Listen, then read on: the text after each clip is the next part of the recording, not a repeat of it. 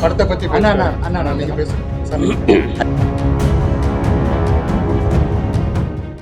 மகேந்திரனை புதுசாக யாருக்கும் அறிமுகம் தேவையில்லை. பிறந்து வளர்ந்து எல்லாம் நடிக்க முயற்சி பண்ணுவாங்க. அவன் பிறந்ததே திரையுலகில் தான். அவன் சிறு வயதிலிருந்து நடிச்சிருக்கான். அவனுக்கு இது கருவி, இவர் இயக்குனர், இவர் சக நடிகர்னு தெரியாத காலத்துலேருந்து நடிச்சிருக்கான். அவங்கெல்லாம் யார் என்னன்னு அவ்வளோ பெரிய ஆளுமையுள்ள ஒரு கலைஞன். அவனுக்கு எல்லாம் தெரியும். சண்டை, நடனம், எல்லாம் முழுமையான கலைஞன். அதுக்கு வாய்ப்பு வரல, சரியாக வரல. அதில் அண்மையில் வந்த குறுந்தொடர் லேபிள்னு ஒன்று நீங்கள் பார்த்துருப்பீங்க, அடையாளம்னு. அது மிகச்சிறப்பாக இருந்தது. என்னுடைய தம்பி அருண் ராஜா காமராஜ் இயக்கியிருந்தார்.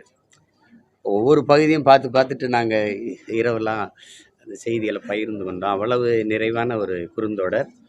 அதில் தான் அவனுக்கு நல்ல அவனுடைய திறமைக்கு கொஞ்சம் ஏதோ வாய்ப்பு கொடுத்த மாதிரி இருந்தது. அப்போ நான் சொன்னேன், மகேந்திரா இதை பிடிச்சி அப்படியே வந்துரு, விட்டுறாத அப்படின்னு.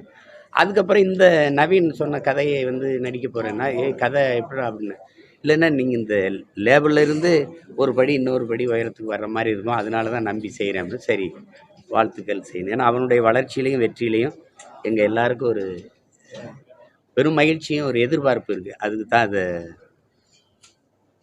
அதை நான் சொன்னேன். என்னுடைய தம்பி நவீன் ரொம்ப நல்லா கதை திரைக்கதை அமைச்சிருக்கிறதா தம்பி மகேந்திரன் சொன்னான். பையன் முத்து அவர்கள், அவங்க ரொம்ப அன்பானவர்.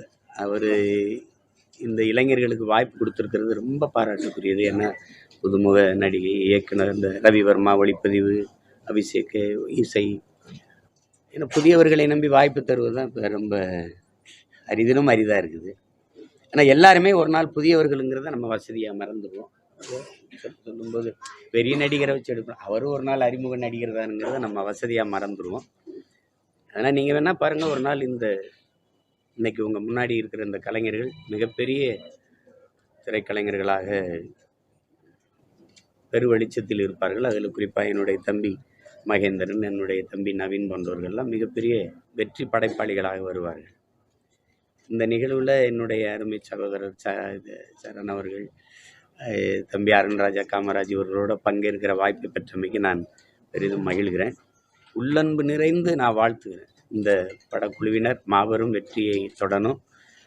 அது நவீனும் என்னுடைய தம்பி மகேந்திரனும் அறிமுகமாக இருக்கிற புதிய கதாநாயகிகளும் மிகப்பெரிய புகழ் வெளிச்சத்தை பெறணும்னு நான் அன்போடு வாழ்த்துறேன். நன்றி. படத்தை பத்தி அண்ணா நீங்க பேசுங்க.